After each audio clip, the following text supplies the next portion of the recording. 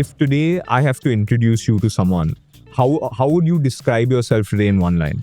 Today I want to help others build more carrot lanes.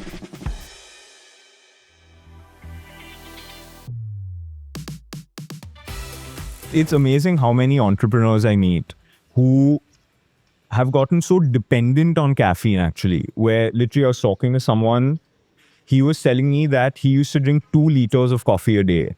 Of course, quite a bit of milk and sugar. And like through the day, but still 2 liters. I mean, you're supposed to have 2 liters of water a day. And he was having 2 liters of coffee, which is quite remarkable. But Avnish, first of all, thank you so much for coming on. It's wonderful having you here. And I know most people who get you on, they start with the headline of 17,000 crores. And that's a great way to start and get someone's attention. But, we're going to get into all of that, all the business, everything. But really what I want to understand from you is, and start by talking about the softer side of things, which is that it's so easy to see the headline numbers and, think that it was all one big, great journey. But people often forget how much of a struggle a lot of these things are. Carrot Lane. Carrot Lane. Carrot Lane. Carrot Lanes, who recently sold his last 27% stake to jewelry giant Titan for 4,621 crore rupees.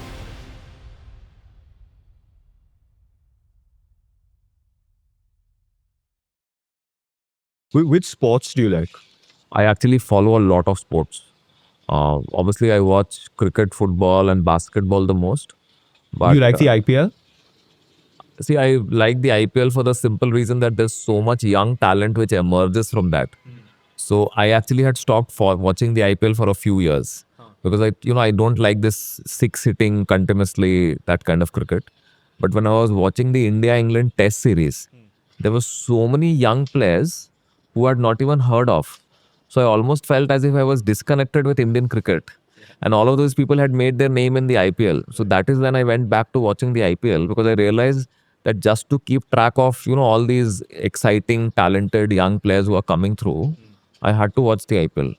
So I don't like the cricket so much, or I'm very happy to see the talent which is coming through.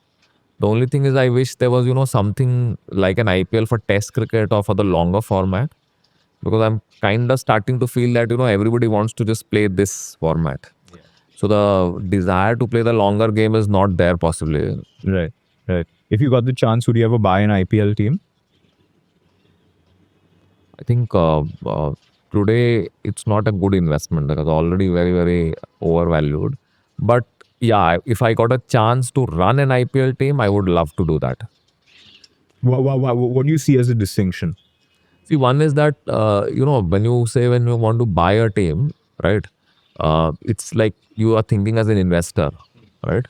That if you have, I don't know how much an IPL team costs today, possibly some 10,000 crores or whatever. 70-200. Yeah. LSG one. Yeah. So if you have that much money, is buying an IPL team the best way to use that money? I don't think so. I have lots of other great ideas which I would want to use that money for. So that's why buying a team is not what I would want to do.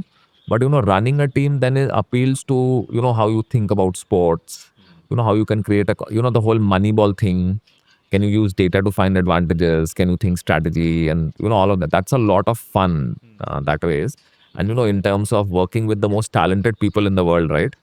To find a way to beat other equally talented people. I think that's the challenge of that appeals to me. Because again, I've read a lot about sports, right? How different great teams have been built. And it's taken, a lot of, not just hard work, but, a lot of smarts to build that. Right. So that really, really appeals to me. And, when you look at all the great teams in different sports, that for me is a great challenge. And it's very clearly that, very few people have made their money in sports. Most of the people have made their money elsewhere. See, I think owning a sports team is possibly, I think, the most expensive thing which money can buy in a way, right? Because one, obviously you get all the bragging rights about owning a team and feeling great about it. But you also start hanging out with people, right? The access which you have. So like we said, Virat Kohli, right? Imagine that you can, hang out with him all the time. You can actually get him to give you coaching lessons. I think that's what these people want to buy. I don't think many of them are actually looking to earn money out of sports, but it's a way to, because after a while I said, right, how many cars and houses can you buy? So I think the highest form of wealth, I think, is when you buy a sports team, possibly. Or, I think now people are building rockets to go to the moon. That might be the other thing. It is literally the most exclusive club you can join. So it's a and like you said, it's not just a normal club, right? Just think about it. When you own an IPL team, right? And you have a VIP box where people can sit with Virat Kohli or, Shubman Gill or whoever that is. Just think of the number of people who are, who want to do something for you to earn that right to sit in that box. So just imagine the power you feel that, I don't know, possibly the prime minister and say even some foreign people and, the most powerful people in the world want this favor from you because you have this very, very prized and limited asset which you have. Right. You still don't feel like buying a team? No. I would want to run a team. So right. I would want to pick Jasprit Bumrah's brain. Correct. And how does he figure out what length to ball? How does he figure out a batsman's weakness? I think that, like I said, right, like just like an interesting founder, right? So Jasprit Bumrah is an interesting cricketer for me because his methods are different from everybody else, right? And he's his own man. He's Right. figured out his own way. Correct. So I want, if there's something which money can buy, I would want the chance to spend 2 days with Jasprit Bumrah and say, obviously Shane Warne is no longer there, but he was another bowler, right, who was very different. So if you can get 2-3 people like this and you can jam, right, you sit and talk about bowling, that how do you figure out a batsman, and you just do that for 2 days. That is something I would want to have the money and the power or the influence to do that. But not to say, okay, I'm the person who owns the Mumbai Indians. Right. It's really interesting talking about someone like Jasprit Bumrah because he is a fairly rare example where if you take, let's take the sports world, but this obviously translates very well to the business world as well, where if you take a star performer and then you take two metrics, you take high quality in terms of actual performance and you take maintenance. Like how difficult is it to actually deal with this guy? He is one of the rare cases where he's extremely high quality, but very low presumably maintenance. low maintenance. Yeah. Right? Whereas generally you kind of have both extremes together often. So in your experience, when you were at Carritley, even otherwise, have you had to deal with situations where you've got this star performer, quote unquote star performer, but he's such a difficult person to be around that you have to take that call that is his ability worth the hassle? See, it depends. I think there's no yes, no answer. I'll tell you the nuance in this. See, one is that if that person is toxic, means they are, they have done offenses on ethics or fraud or sexually or whatever, then so it's a no-brainer. You have to let go of them. If that person, needs just a little more love, a more careful, gentler handling, right? But is worth that trouble because people are different, right? Because the other thing which I've learned over the last few years, because I've read a lot about it, is that how everybody is their own individual. Like the whole concept of average is like a rubbish thing which should be just dumped, right? So if it means that the person needs to be handled differently, which means, if you need to have a conversation with that outside, having a meal with them every once a week, but if they're worth that trouble, then I think that's perfectly fine, right? You should not change the yardsticks of performance measurement too much, but everybody needs to be handled differently. Like if you think about it, I have 2 daughters. Both of them also have to be handled differently. You think about it like of the other woman in your life, right? Like your mother needs to be handled differently, your wife needs to be handled differently. So I think the handling differently part is still okay, right? So I don't think it's about that a person who brings a lot of value, you should treat everybody in the same exact way. It cannot work like that. Like even in our organization, even at a macro level, right? The organization is a sum of multiple smaller organizations where even the HR policies are different for people in the factory, in the store, in the design team.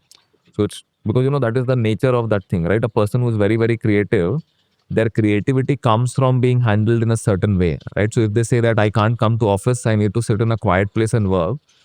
But the factory guy says, like, then why do I have to come to the store? That kind of, I think, differentiation is needed because it is just the nature of the work which they are doing. But I think there have to be certain things which have to be unacceptable. That if somebody draws crosses that line, then you have to let go. See, it should not be that the way you handle that creates a problem for the rest of the organization which compromises their performance. So even if they know that I go and have breakfast with them, But if this other person needs something else, and as long as I do that, that's how it's with your children also, right? Right, right. It's I always think of Google's initially. I don't know if it's still officially is, but their motto or whatever you want to call it used to be "Don't be an asshole." But I'm sure Google at some point has tolerated a few of them just because they were so valuable. You know, so I guess like you said, it's you have to find that balance at See, an some of the overall very, level. very smart people who will, make a massive, massive delta on the business sometimes have their very, very funny habits, right? And sometimes, they can actually make a very big difference. I think in certain situations, possibly people have had to make that choice. I think luckily or unluckily, I've not been in a situation where there is one individual who can make such a big difference to the whatever business I've been in. So I have not had to have that kind of situation, like a true genius level person who was there. So yeah, I think if you don't work with geniuses, then you don't encounter that. What do you think if you can think of one or two commonalities all these great teams had across sports that allowed them to be great? See, especially, you would notice that one, obviously, they see no team can have all the strengths. Like they cannot be strong in everything, right? So I think all great teams, you will notice that they pick the right areas to be strong in, and they have a very good alignment across the organization. When I mean that, what I mean that is that the type of players they hire, the type of players they develop, is very well aligned with the coaching philosophy of the manager, their talent development, how the organization thinks. So I'll try and illustrate that with an example. So like when I look at a team like the San Antonio Spurs in NBA, you can see that they have made some very smart choices and they have found an identity and everything is aligned to that. So they play a very, very intelligent brand of passing first, team first basketball, right? So the kind of players they recruit is fully aligned to that. The coaches are also fully aligned to that. Uh, the coaching which they have put in place, because they value this kind of mindset and this intelligence over physical ability. So they've got the best shooting coach in the world, that even if you don't know how to shoot, but if you have these other pieces in place, they would hire you based on that. So it's a very beautiful way in which you design an organization to be successful over a long period of time. Because now you have salary caps in place, so you can't just spend your way through and buy players. And other people are also spending money. So when you have a restriction like a salary cap, it requires an approach which can be sustainable, which is where you have an insight which can be used to do that. So like the insight which the Spurs have is they feel that a certain type of mindset married with a certain kind of playing style can create wonders. I think that is how all great sports teams have been built, right? That the manager has a vision, accordingly the coaching happens, accordingly you get players, accordingly your playing style, and together it becomes such a powerful concoction that you are able to be good for a long time. It's not fluky. The fundamentals are very, very strong. And I read this very interesting book where they have done this analysis of all great sports teams over like 100 years. Uh, and one thing which they found in common was that all of them need to have a great leader. So I think that's very, very important, because the leader not only leads by example, they set the right tone, the culture, they make sure that everybody is in order. They also make sure that the team maximizes its potential, right? So that's one. The second thing is that if you think about it, why is it hard to build a great team which plays well for a long period of time? There's obviously the money angle, that now it's, you can't have the New York Yankees anymore because there's a salary cap which limits what you can do, right? The third thing is that, every time a team does something well, it's very, other teams will tend to copy that, right? So in a way, you have to think about it that if you have to build a great team, you should be able to do something which others cannot copy within the limits of the salary cap, right? Which also means that you just can't go buy the best players. And also, by the way, sometimes because buying the best players also doesn't work. So then let's see how it happens, right? I think great teams. One is that they have a little bit of a moneyball approach, which is that they look at different traits than what everybody else is looking for. So the intelligence of matching the kind of players you are picking and the style in which you want to play is one thing which is very important. Which means that, if I take Liverpool for example, right? They had this physicist PhD guy doing all the modeling and figuring out players, right, which were right for them. It was clearly very well aligned with the way they want to play on the field, right? And it's not something which is a very common thing that they're trying to do it like everybody else. So I think that player development, player recruitment, and a coach who knows how to maximize that by creating a style in which they can play, I think is very important, right? And I think that for me, this I think is a very fundamental thing, right? Like if you look at any of those great teams which have been there, they've always, some of them obviously have had like all superstars in place, but a lot of them have not had so many superstars. But you would see that they have always had players who have over delivered in their situation, but not in other teams, which means that player was perfect for their system and not for the other systems or other teams which were there. So what they have essentially done is that they have found players which might not have been so desirable for other teams, and they have created a system where all of these people fit in very nicely. So I think it's that fitting in, right, where style or playing style or strategy marries the kind of players you have, and you're able to do it in a way that others cannot copy it because you have found proxies to identify players which others don't know what you're doing, right? Although today even data in sport has become so democratized that it's become easier for people to copy and understand what they're doing. But I think essentially it's so also that you have to have a right infrastructure. When I say infrastructure, it means that you need to have a great leadership, meaning whoever is a sporting director or whatever, plus or the general manager in US sports, plus a good coach, plus good people to actually do the coaching, right? And then obviously a great recruitment setup in place, player development. When all of these pieces are there, right? Just like a great organization needs to have multiple pieces in place. I think all these great teams have had all, good infrastructure with all of these pieces well aligned to each other. And I think that's why, it's sustainable, because then that becomes very hard for somebody else to copy because you have to do all those things well. Yeah. You spoke about football also. So which team do you support if you support I anyone? support Manchester United. Right. Okay. So perfect. So I wanted to ask about that because if you see when 2013 Ferguson retires, top of the world, he's a king, all of that, and then it's just been a series of problems after that for over a decade, right? I'm talking as far as the manager is concerned. Forget everything else. When you think of that, and if you see it in sports, it's in some ways reflected in business and other fields as well. When you see situations like that, if you analyze those situations, what do you think goes wrong where there's someone who's been in a position for so long, built something so incredible, but no matter what or who comes after that, they can't seem to get it right? And it's not like everyone who played for Ferguson suddenly retired and everyone is new. So what do you think went wrong? What do you think goes wrong in situations like that? See, I think good situations which involve a transition, I feel that ideally there should be some kind of an overlap during the transition. You look at a situation like Liverpool today, right?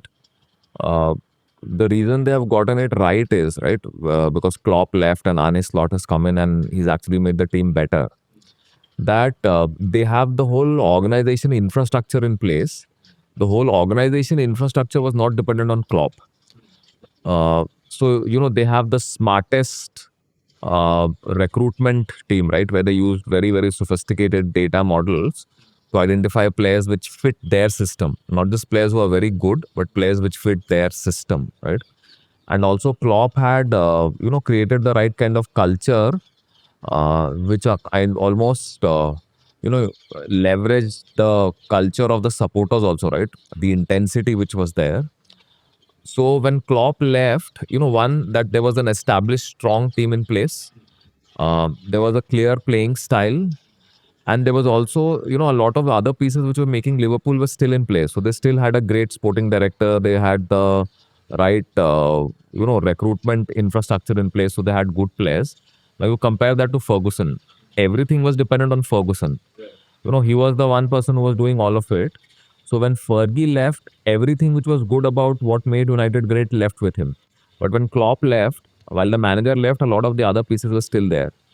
The team actually had gotten a lot older and it needed some fresh legs when Fergie left. So that was, I think, something which he should have also thought of. And I think after that, you should not let the manager decide who his successor should be. Because I don't think they can be totally unbiased in that kind of situation. I think David Moyes was completely the wrong choice because you need to have a different mindset to be a manager of a club like Manchester United. A lot of the players who the recruitment team recommended to him to bring in, he didn't want to bring him. I don't think, I don't know what the reason for that was. Possibly he couldn't handle their larger than life personalities. But he was completely a misfit in that role, and then things obviously went from bad to worse. The other, I think, malaise which also was influencing them is that the owners of the club are also, they were very, very commercially oriented and not oriented to, so they were oriented to maximize the commercial and the brand appeal of United because they thought, okay, even if you're not winning, if you're making so much money, it's okay. I think Liverpool are still committed to winning. And I think, see, again, there is no formula as such, but I'm just taking away from what I see happen at Liverpool, that Liverpool have a proper infrastructure, which means they have multiple pieces which are working well. So if one piece is removed, not that the infrastructure collapses. In the case of United, Fergie was the infrastructure, and when he left, then it was all done for. Do you prefer team sports versus individual sports, and Team why that sports. is? Team sports. But why do you prefer that? Why do you think you personally prefer that? See, I think, there are certain, I think an individual sport, right? It is, obviously, it depends on the level of the talent and drive and everything. But I think because I've been in a startup, although actually I'm thinking about it, I've always liked team sports because I think I like the beauty of, multiple people kind of coming together and creating a sum which is larger than the sum of the whole, which is larger than the sum of the parts. I think that has always appealed to me. That it's like it's not very natural, right, for two human beings or 11 human beings to almost telepathically, communicate and work and make magic together. I think it's somewhere. I think the underdog mentality also appeals to me. That and a lot of, I don't know why, but it's always appealed to me that a team which is not got a lot of superstars, or even if they have a few, but if they can combine effectively, play well together, I think it's also the what I find beautiful in the sport. So a person, when you make a beautiful pass, I think I like that more than somebody scoring a great individual goal, right? Or how a team defends together to thwart a very powerful team. It just, the beauty of that activity really appeals to me. And then, again, when I read about organizations and sports, right? So there is this concept of a glue guy in American sports. A blue guy. Glue guy. Okay, glue guy, So the okay. team kind of, this guy brings everybody together. His own individual stats are not great, but this person is able to do all the dirty work, do all the things that the superstars cannot do. But by doing that, he makes sure that the team wins. This kind of, again, appeals to me almost like intellectually, right? Right? There is so much to, building a team, right? You need people like this as well. As compared to that, I think individual has, less nuance. A team sport has so much more nuance, so much more complexity, that when, you're able to do it well, I think it's a much harder thing to do. So it's much harder to build a great team sport, I think, than an individual succeeding. And I think that possibly, and I see that in organizations also, that you can build an organization without superstars, which means like IIT, IIM, ISB kind of graduate. And I think that's, it's like a great challenge. So I think, like I said, right, it's a much harder challenge.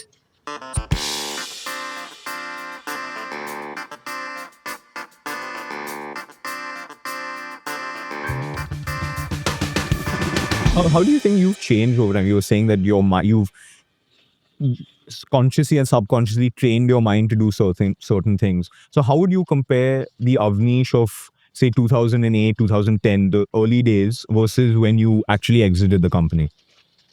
See, obviously, there is the whole element of age, that when you are 27, 28, versus when you left when you were almost 44. So just age changes you a lot, right? The experiences you go through in life, you become a father, you marry, you have kids, all of that. Also, I think, in your corporate life or in your school life, you never go through a lot of experiences which you go through when you're trying to build something. So those experiences change you a lot. So I think I became far more aware of certain things, how people feel. Like, I used to be a very alpha-ish person initially, saying that, I can analyze faster or I have a better idea initially, although I'm still held guilty of that by a lot of people. But, to give you a simple example, I think I really developed control over my emotions, for example. I would say that I became much better at thinking about things, thinking deeply, which I would not do earlier. I would, jump at the first thought which came to my mind. I think I became more aware of other people's emotions because as you go up the hierarchy, also, right, as the organization becomes bigger, you start to realize that these things are also important. Why do you think they're important? See, because you're running a larger organization, more people need to be in line or aligned with what you're trying to do. More people might not agree initially with what you're trying to do as compared to when you're a very small team, right? When you have a small team, you can just call everybody to the room and talk to them, right? When they are small team, the risks of somebody not doing something right is also less. When you have a smaller team, you literally have hired everybody on your own. So all these variables change as the organization becomes bigger. And you also start to see that these things are also becoming a challenge in the organization. Like for the longest team, we would not worry about people related matters because everything was fine. But then as you become a larger organization, then see certain level of a large company thing naturally comes in, right? So how do you deal with that? But I think even the things which I thought I was good at or not good at, not just in terms of functional skills, but even otherwise, as a person, I think this experience really helped me discover myself in that sense, that what I was actually good at or what I really, really enjoyed. I think if I had not gone through this experience, I would have been a very, very different person in every way. Do you ever think about that? What life could have been if you Yeah, I always hadn't think joined? about it because the reality is that, and if I tell you the story of how I joined Carrotly in the first time, the second time, how many things which worked in our favor, not by design, but by pure chance. So there's a lot of luck involved. So you obviously think that if I lived my life 100 times, and I've thought about it a lot of time, would this outcome have happened always or how many times? I feel that the amount of luck which has been involved, that this outcome would have happened very few times. So in that sense, I got really lucky. So in a way, there's a lot of gratitude which I have that this time my life turned out to be in a very, very good way with a lot of luck involved. So yeah, I have thought about it all the time. It's interesting. I remember once I was talking to a really big investor, and I don't know how, but somehow this conversation of luck came up, and he was telling me, if imagine when you're born, you're standing in front of God, and he just asked you one question: do you want to be smart or do you want to be lucky? Which one would you pick? Well, And of course, the easy thing is I suppose politically correct thing is no, I want to be smart and I can figure things out. And this is an incredibly successful person. And his answer was, I would pick lucky 7 days of the week, twice on Sunday. That's nothing. I mean, you can compensate for intelligence as we generally think of it in many ways, but it's almost impossible to compensate for luck, right? And especially if it's the other extreme where you have bad luck. When you have not got the thing which you wanted, all right, and you are unhappy with your situation, then obviously you feel that you have had all the bad luck. And I've gone through that myself, that I have, in fact, there's something which I tell a lot of people that, people feel that I did all this great work at Carrot Lane, right?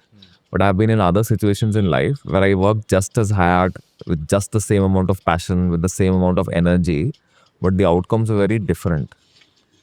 So I also realize, and I read a lot about sports, where I've seen very talented people be in the wrong situation and not have, the best outcomes in their life.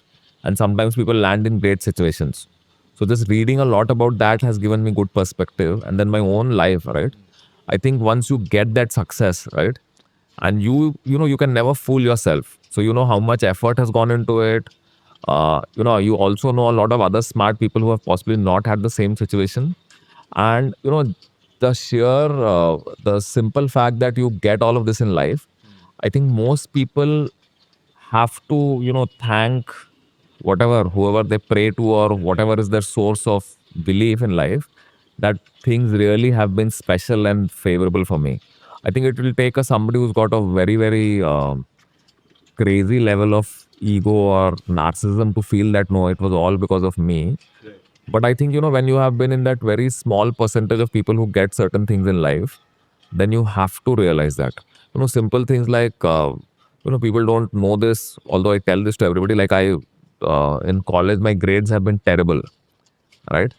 Uh, but, in that sense, I think life has turned out to be much better than those grades are, right? I have always thought about it that, if that didn't happen, that situation, like the simple thing that, for the first 4 years of my life, I was in a corporate setting where corporate setting, the proxies which matter, I was possibly not good at it, right? I was not killing it really.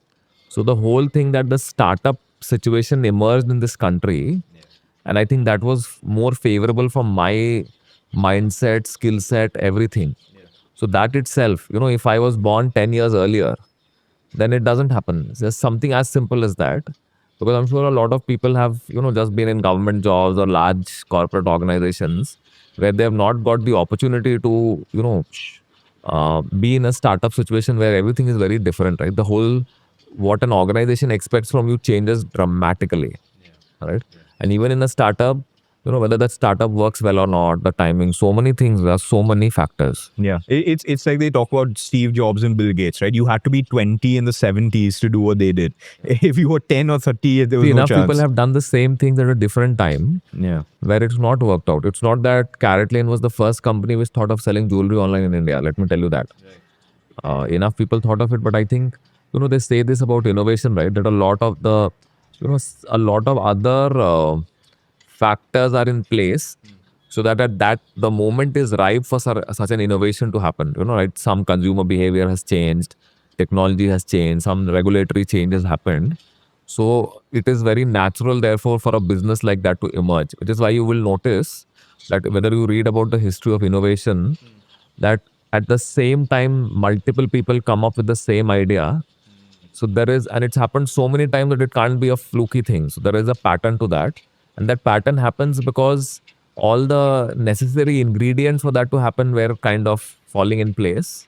And these people also, the problem was there possibly, but because the solution was more likely to happen then, that they were able to do it then. This Moneyball approach, which now, like you said, everyone tries to do in not just in sport and business, but the genesis of Moneyball was actually being the underdog, that you simply didn't have the resources the other guys had. Yeah. So if you go back to your early days at Carrot Lane, when did you first start using data to sort of supercharge your own performance? And when I say yours, I mean the overall organizations. And at what point do you think data became a significant asset to Carrot Lane? See, so initially when we started Carrot Lane, right? Actually, other than Mithun knowing about jewelry, none of us were experts. So we were also trying to figure out, and we had, it took us a while to figure out what data to look at and how to use it. So I don't think at that point in time we were so great at using data. When I came back in 2015, even then the data systems were not so great, right? In fact, we were making a lot of choices, based on anecdotal evidence or gut feel, etc. But I think slowly then we started to put a lot of people to start measuring, analyzing data. So it started to change a lot. Then a lot of the other people who also joined were similarly inclined. And I think we got an organization buy-in starting from Mithun to everybody else that this has to be the way to go. So I would say that it started in 2015 itself. But over the next couple of years, we really doubled down on it because we got everybody aligned to it. Not just the typical data functions like marketing and product management and category, but even design, visual merchandise, UX, jewelry design, all of those things. So I think that's how it worked. And the appeal of Moneyball is, one obviously is the underdog.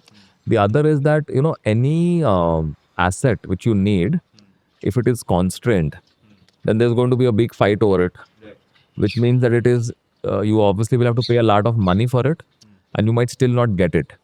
So which is why you appeal to say, okay, can we find some other way of judging assets which the others are not using? You do the same thing in your shares and public market and investing as well, right? Because everybody looks at a different variable to say, okay, this is why I think this company might do well in the future, and somebody else might look at a different metric. So I think, actually, if you look at it in life in general, if you do what everybody is doing, you will rarely become successful. So you always have to find a path which is slightly different by prioritizing certain things which might not be, the general behavior. So I think Moneyball is Moneyball because Michael Lewis wrote an excellent book and Brad Pitt starred in a movie. But fundamentally, I think Moneyball has been a philosophy of success in your personal or your organized life, like forever. Correct. It's a phenomenal movie. I've seen that movie like 50 times and I still enjoy it every time I watch But it. have you read the book? No, I'm not You read should it. read the book. The book you think is it's much better? better than Yeah. the movie. Yeah. Yeah. But that's the case, I feel like, with most books. It's like even Harry Yeah, Potter or something. Like the book is I think very infinitely few better. books, very few movies they say are where they capture the full nuance and the essence of the movie fully. Right.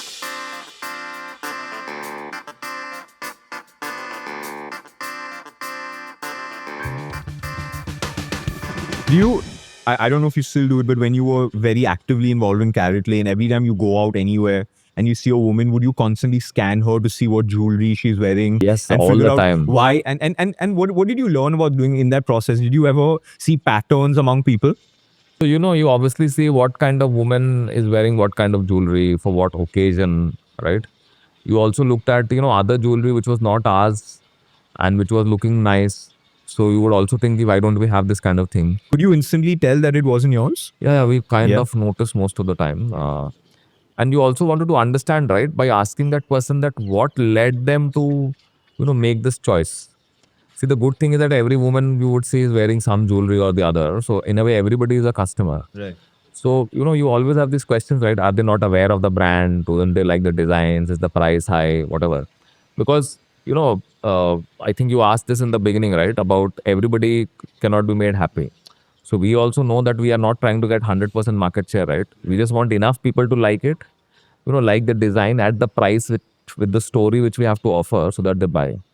So I think that kind of question was always, to understand who she was, how did the jewelry purchase happen, how the design was selected. It's like this was like a cumulative learning. So each data point, while it was useful, you also kind of compared it to what you already knew or what you had seen in the past. Right. So then you're looking, is there a pattern developing or over there or not? And so obviously when it comes to you and Mithun and the early team at Carrot Lane, the natural thing everyone immediately gravitates towards is obviously the exit and the valuation and all of that, and especially since the purchaser is such a prominent entity, right? And it's so easy to get caught up in that, and understandably so, right? It's everybody It's a big dreams of story this. in the startup world. And I think also because, for the longest time, there used to be no coverage of Carrot Lane. Because we would never raise money, right? Because I think the maximum coverage of startups happen when they raise money. So we were almost like not on anybody's radar, and suddenly this happened out of the Do blue. you think that helped you? That you were quietly building while everyone was focused on other things? Yeah, I think it is definitely a distraction. And I think it was also by design because we were also not chasing to get more attention from people. Because there are many things which you do for that, right? You go and you get your Great Places to Work certification, and you go and get a lot of other industry awards. If you will notice, we have not got any of these awards. Because I think What should I take away from that? The one Because guy the with the main biggest award- exit has no awards. No, because the main award which you wanted to chase was to make a profitable company. Because see, it's again about what metrics matter and what metrics or what is vanity. So in a way, it was a good thing, but it was also by design because if you really make an effort, you can also start getting some attention for these things. So yeah, But you know, I've spoken to a couple of startups, very successful startups. Like they're even making money. It's not just growing top line. They have no use for the money. They don't need 1 rupee, but they've raised meaningful amounts with one single purpose, which is they don't want VCs, PE, whoever, to fund competitors. yeah, I've heard So of that. did you ever, was that ever part of the thought process? Did you ever have that fear and therefore think maybe we should raise even if we don't need the money? See, one, I think this kind of thinking itself, I don't think we had that level of understanding that, you should preempt your competitors from getting funded by raising the money. I think this is very, very sophisticated thinking on part of the founders. And also the whole, see, I think sometimes, good things happen because of ignorance also. Do you think that was a gift? In many cases, yeah, I think many of the things were done not by design. So for example, like the way the culture of the organization evolved, right? A lot of it happened organically. Whatever anybody can say right now, it was not by design. It was all, very organically it happened. It turned out to be a good thing. But in many cases, again, it was ignorance, not like I told you, right? In the beginning, none of us knew how about a lot of things about building a company because very few people were willing to join a company like this back in 2008. And out of this ignorance, we did some things which possibly were good and bad. Yeah, of course, absolutely. And I feel like sometimes what happens is if you try and do everything by design, you get so caught up in designing that you actually don't do too much after it might that. lead to over analysis. Yeah. Yeah, And absolutely. I think it's also very hard to do it well because you might not be an expert on all of those things also. Did you ever experience that? You're, say for your example, at dinner with friends and like your mind is in your All the work time. and you don't even know they're asking you a question and you're blissfully oblivious See, to it. actually, and my wife says this that I'm very good at listening but not hearing. So I will capture the question which was asked and I'll give some reply and they say, you are very smart at doing this, but you are not actually hearing and, paying attention. So I kind of have gotten away with it a lot. And have regular conversations sort of not bored you, but like for example, you meet someone and they're like, oh, what Netflix show are you watching? And you're like, who cares? There's so many more interesting things, especially when you're working, right? You're building something, doing something far more interesting. Was that ever your experience? Yeah, as in people always ask you questions about carrot lanes, which are always useful. In fact, there was another thing which I have always done, or rather did all my time at Carrot Lane, which was useful for me, which was to ask customers about their jewelry or Carrot Lane buying behavior. Because if you come to think about it, pretty much everybody I would meet, right? Like a friend, my daughter's teacher, the doctor, everybody, like a family gathering. And my wife would know that, okay, there would be this Carrot Lane survey questions which will start at some stage after the main conversation was kind of over. And then you would ask. So every time I meet a person or I would meet a person, I would take that opportunity to just understand, okay, because I would think, why is this person not aware? Or if they're aware, why are they not buying? Or what are they unhappy with? And I think it is a good problem because something you have found in your life which you are so engrossed in, right? The whole concept of flow, right? That you lose the sense of time, that are you at work or not, all those boundaries disappear. So sometimes, so it was good in that sense that I was able to find something which kind of I lost myself completely in. But obviously it was not good for a lot of people around me a lot of times.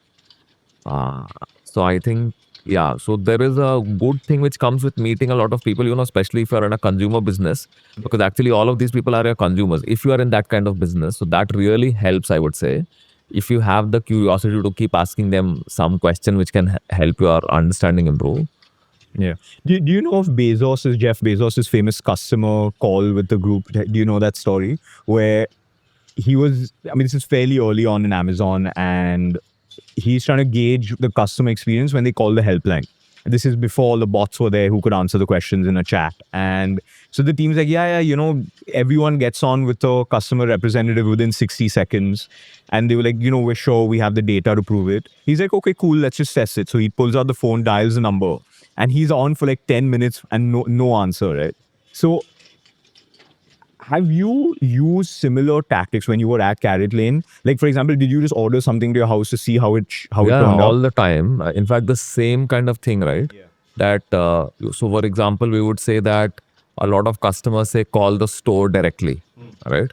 Or if a customer calls and they want to speak in a different language, a vernacular language, and you would say, yeah, we are doing it well. So then you would say, okay, let's just call immediately and see how it's going. Or the other thing which I have often checked is that I always feel that organizations do a bad job of the communication cascade, information flowing down the line, especially as you became bigger. So we would say, okay, we have launched this new policy or this new program or this new incentive, but does everybody understand this? So let's call a sales guy and just ask him randomly. Or even when you met a salesperson in the store, you would just say, okay, how are you doing on the new incentive? And if they were not able to answer, then you would know, okay, it's not worked well. Because I think that is every such opportunity is a good way to take feedback. And I think my mind has over a period of time become tuned to working like this, that you keep taking first hand feedback, because first hand feedback, is always better than what people tell you.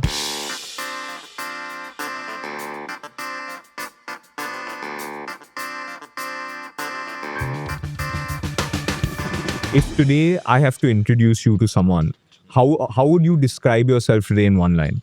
Today, Yeah. okay, I would say that today I want to help others build more carrot lanes. Whether I do it through mentoring or by coaching or by investing or being a board member, but I really get excited by the I don't want to do it myself, because I don't think I have another 15 years of high intensity left in me. But I really am motivated by the desire to help other founders build. And when I say carrot lanes, I don't mean that in jewelry itself, but in whatever category they are, because the fun of building an awesome organization which is solving problems for this country still is my something which gives me a big thrill. Obviously you can play multiple roles in helping a company or a person do that. So I think that is my I would say I would want that to be my calling card, at least professionally. Do you think there's something in your own background, childhood or whatever, that that pushes you to give back, even if it's at a subconscious level? See, more than giving back, it's my own interest, right? Like I sometimes think about it that, why do you like sport, right? There's a certain excitement in that, right?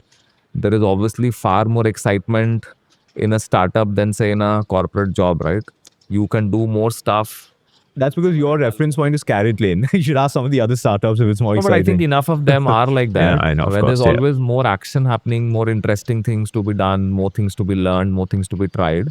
So I think that situation definitely appeals to me. And I think somewhere, at this age, you start to become a little more of a person who starts to believe in spirituality and all of those things. So you also like the part about giving back. I think there is this book called Give and Take.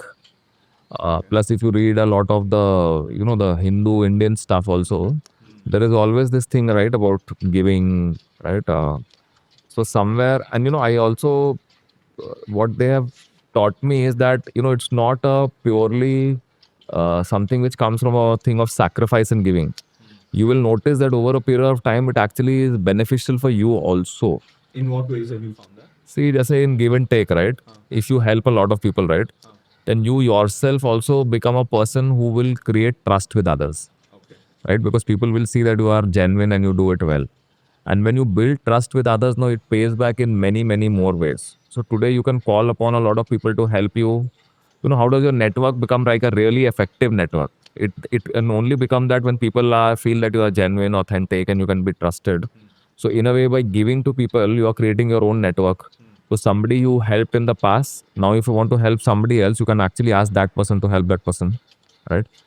You also will need certain things. So, if you also reach out to people you have helped in the past, they will help you, right? And while you are giving away something, I think you are also seeking other stuff from others.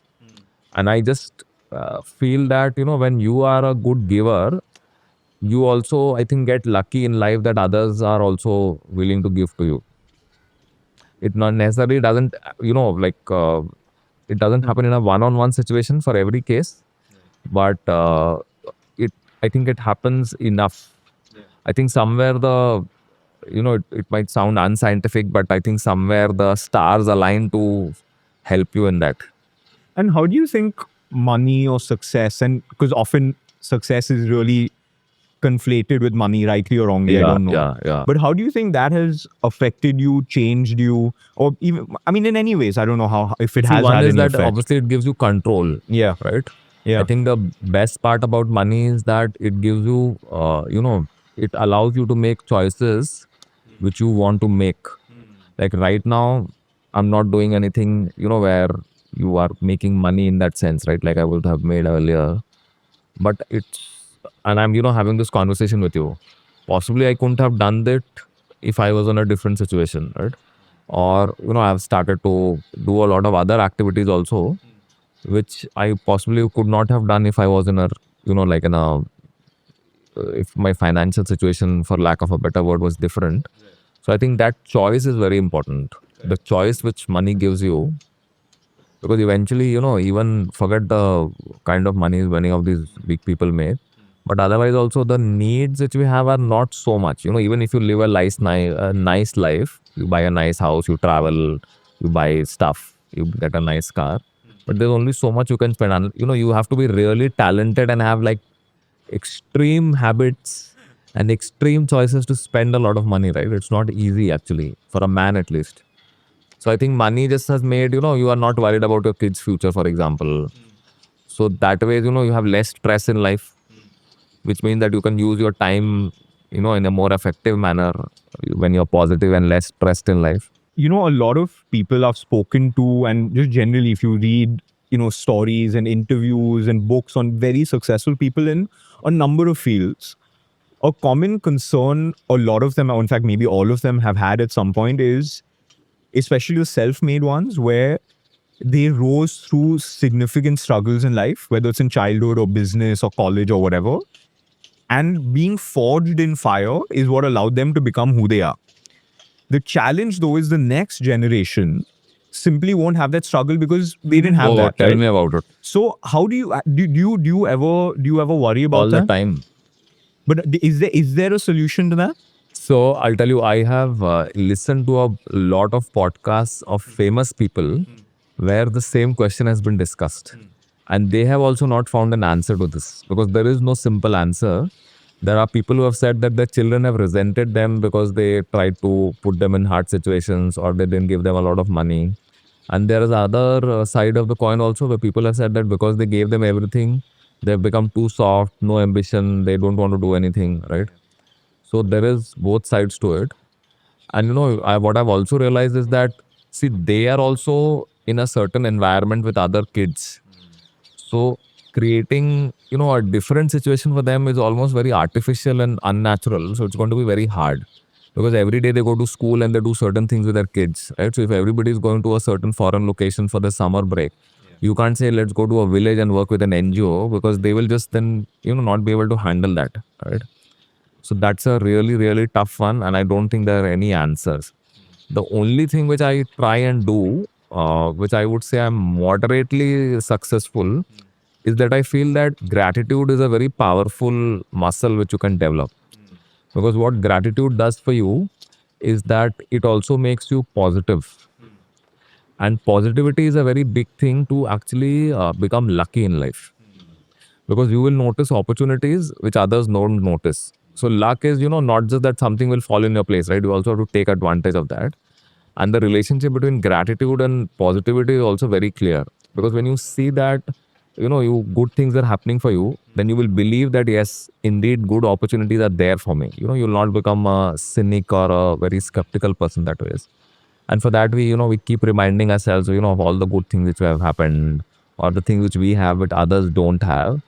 And I think that is one part where I feel my children are, I would say, doing reasonably. So I think that's the only part. And other than that, we are both, me and my wife are trying to have a very open relationship with our kids. Talk about subjects which in our time would have been very taboo. So, but yeah, that has nothing to do with the fire part. I think for the fire part, I think the only thing is that whole gratitude part which I'm trying to work on, because I don't think I've come to the I've come to accept that I cannot do anything about it.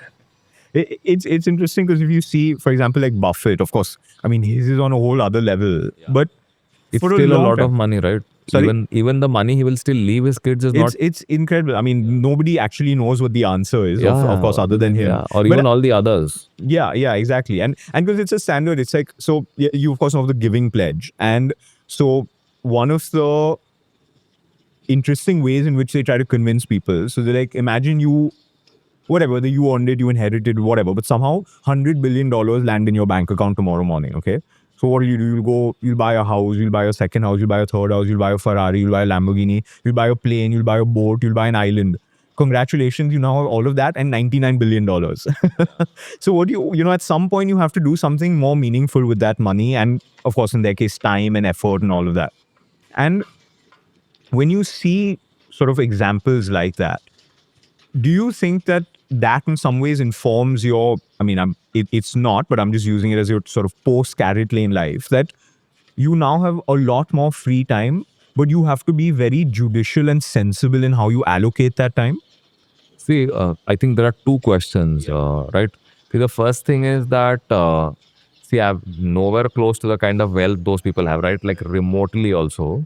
So you are not in that situation, and neither are my kids in that situation that they're going to get spoiled so much. So I think the second thing is that, Sorry, would you ever want to be in that situation? And I'll ask that in the context of, in order to do that, you have to sacrifice so many other things for a very long period of time, right? so Buffett has that I done it for don't want 60, to. 70, Yeah, 80 so years. that I don't want to do. Yeah. Because, see, there is a certain, whatever you call it, right? If the metric which we are seeking is, say, joy or happiness or satisfaction or whatever, which comes from money, for example, right? But there are other things also which give you those things, right? And then there are certain sacrifices, which mean there is some negative, which, something which is taken away from you when you make a certain choice. So I think now I've reached a stage where I have the luxury to at least balance that. So I want to do that. At the same time, I'm not saying that I don't want to make money and I've got, enough, or I've reached the level of self-actualization or whatever, that I don't want to seek that. I think a small amount of money, gives you the choice to decide how you want to make money also, right? Because, we are caught in the short term and the long term. So a lot of times, you need money just for your monthly and whatever requirements. So you make choices where, a lot of it is in a way biased, or, the share of short-term money has to be a certain level. So obviously then you take situations or opportunities like that. At least today I can say that you have opportunities where you can focus more and more on long-term money, because the overall returns on your time or your effort are much superior when you focus on long-term money creation, right? So I think that is one big shift which has happened clearly, that now I can focus on long-term, and your network has changed. The kind of opportunities you have also changed. So I think it's a more favorable situation to have control on your time and still make more money, right? As far as my time is concerned, say, I'm very clear about one thing, that I don't want to lose control on my time in terms of things which I want to do in addition to work. But I think that if you pick the kind of work which you want to do, you will still have enough time to do work and do it well enough that it creates whatever name, fame, money, whatever you want in your life. So I think I'm in that situation, that I can make a choice for long-term money creation and be more deliberate in your choices. And at the same time, you don't have to work like a 80-hour week to make that money. Because you have a little more, you also know how to leverage your time better now. Would you ever, at any stage in life, just retire completely where... No, I cannot. Yeah. Because I think it's very important for me to be engaged. I told you, right? The reason I like startups is because there is action happening. So I want to do that. But do you find it funny that so many people are trying to retire at 40? I don't know how people, I cannot retire. I have to have engagement. See, the definition of work changes. Like if I go teach, or if I write a book, or if I mentor 10 founders, if you think it is not work, then you can say that I'm not working. But if that itself is your work, then you are working. Also, I think, obviously money is not just for money's sake to, buy stuff. Money is also a currency which tells you your worth. So the way I see it is, one, obviously money gives you freedom to, do what you want to do, right? At whatever stage. Also, I think money is a measure of the value which you can still create.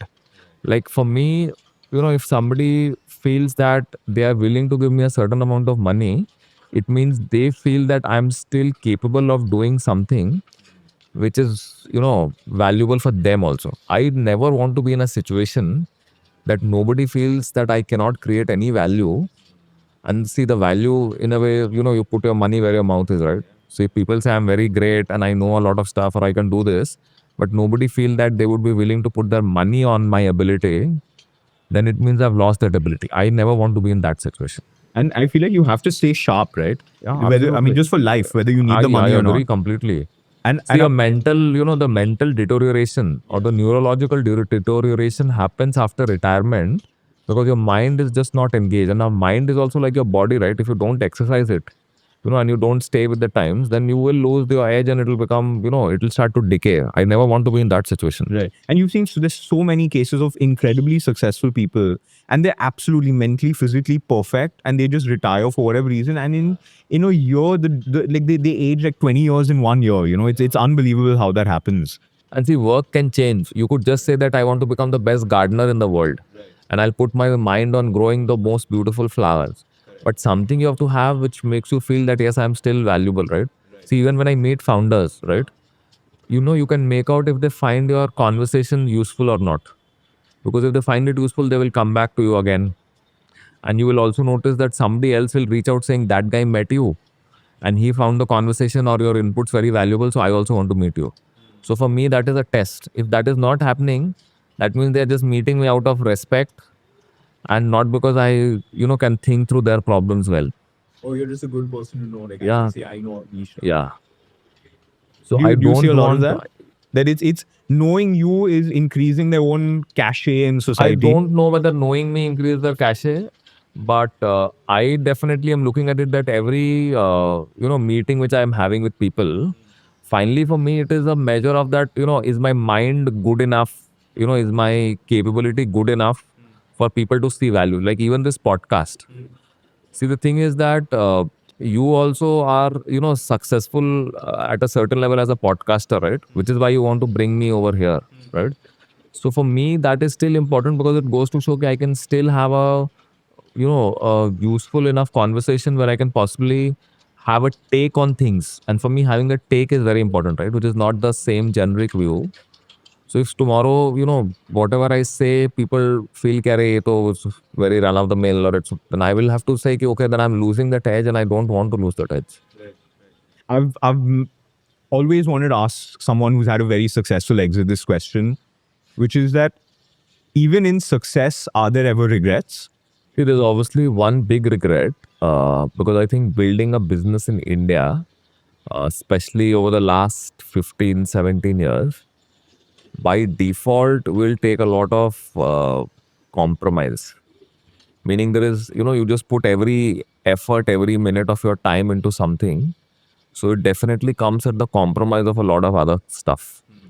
Your family, your own health, your friends, and a lot of other things which you give up. Because at that point in time, you have made a choice that I have to put in everything into this, right? Because that is what building a business takes. So obviously you have a lot of, I would say, small regrets in that sense. Luckily, I've not had any big regrets. So it's not that my daughter went away to college and I couldn't spend time with her. Luckily, she's still in class 9, so I have enough time left to spend with her. So I don't have any big regrets that ways, but you have lots of small regrets. But I think that's the trade-off you have to make in life, because I don't think anything good comes without a certain amount of pain or a certain amount of compromises. As long as it's not too bad, I think you have to live with it. And at the same time, I think you should not get so carried away that you can never get out of it. So I think that ways I'm now trying to make up for all those small regrets. But do you think that the ability to withstand and deal with pain has been a particularly useful trait? So you have to, right? I think it is, all of those things, one, they distract you also, right? And when there's so much going on, it's anyways a very stressful situation, right? When you're trying to build a business and you go through enough stages where things are really, really bad. So not only not to get distracted, but also to keep your sense of balance and your calm and to still work efficiently in that situation requires that you should be able to, withstand not only the pain, but also, keep your head clear of many of the distractions. There will be days which will be very hard. People will be mad at you, but you have to keep your sense of balance in that situation. How did your daughter take the news of you? Well, semi-retiring as far as Carrot Lane is concerned. I'll tell you this very honestly. Her first reaction is that, what are we going to do? As in, she thought that there's going to be no money, no income, and so how are we going to live the life we lead right now? And that was a very spontaneous reaction. But I think it's fair, I think, the way they thought of it. See, because it's not that you are sitting at your desk and working all the time or you're in the store all the time. It's like on a Sunday afternoon, when you're sitting and there also your mind is occupied with a problem which you are possibly trying to deal with. And often people get a little irritated because they feel that you're always lost in your world, so to say. So it's time as well as mind space. No, absolutely. But listen, Avnish, this was so fantastic. And I had such a great time. And thank you so much for indulging my desire to have conversations beyond just, Carrot Lane. I'm and also, all the other everywhere things. I go, people only ask about Carrot Lane. So I'm also happy that you ask questions about other stuff. Yeah, no, it's always interesting. And because so many, like you said, right, people, in some ways, you become trapped by your own success where everyone just wants to ask you, oh, how did you make that money? Or how did you make that business? Whatever. And then they forget there's so many other dimensions to everyone, right? And luckily, sports is something that I also share an interest. So therefore, it's easy to have that conversation. But thank you so much for taking the My time. pleasure, because I had a great time answering or talking about those things. I would not say answering questions because it was like a conversation. Right. But lovely being here. Thank you so much. Thank you for taking the time. Bye. Thank you.